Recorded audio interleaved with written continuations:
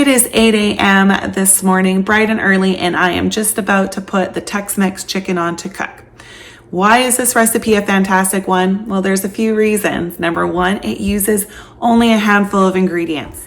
Number two, it is a slow cook meal, which is always great, but it's like a legit slow cook meal where you dump it all in and you're done with it until later in the evening, closer to supper. You're not like doing half of it on the stove and then putting it in the pot. It's literally just measure out your ingredients and put it in and turn it on. It's fantastic. So for an early morning rush like mine today, it's perfect. Number three, it is friendly to your pocketbook, budget friendly. It requires 4 chicken breasts.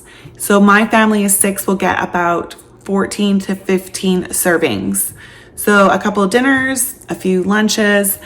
Not very often can 4 chicken breasts go so far, but the key is shredding. Whenever you shred meat, it stretches it. So you get good bang for your buck with the meat, and that's perfect. Also, this is just the covering to the meal. You are going to be making rice later.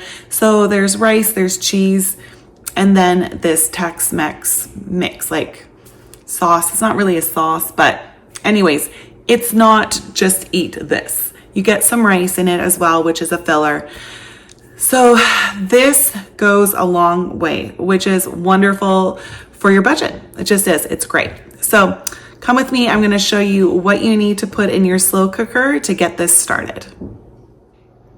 Okay, first off, you're going to need 2 large containers of salsa. Use whatever kind you like. As long as they're 2 large bottles, that's great. Then 4 chicken breasts, 2 cups of corn, 4 tablespoons of chili powder, 2 tablespoons of Italian mixed seasoning. That's all. If you want to add some black beans, do. It's actually really lovely with it. I just don't have any on me today, so I won't be doing it. But most of the time, this is just how I make it. So we're just going to give it a stir. Stir it up. Try to get the seasoning mixed in and push the meat down. And then we're going to turn on the crock pot. Okay, we set it for 10 hours to cook. You can do 8 if you don't have 10. It's nice. Chicken is pushed down. Seasonings are mixed in. Lid is on. Now we just let it do its thing. About 30 minutes before it's finished, we're going to take the chicken out and shred it up. Till then, just go about your day. Okay, so it's been cooking all day long and I've just taken the chicken out of the crock pot to shred it. And look, the chicken like literally just falls apart. That's just, oh, I love it. It's so awesome. The best part of slow cooking is what it does to the meat. So we're just going to use 2 forks and just shred this up as best you can, and then we'll return it into the crock pot. And there we are. Place it back in and give it a good stir. And then I like to cook it through for another approximately 30 minutes just to get all the flavors throughout the chicken. And yeah, like technically you could eat it right now. The chicken's fully cooked.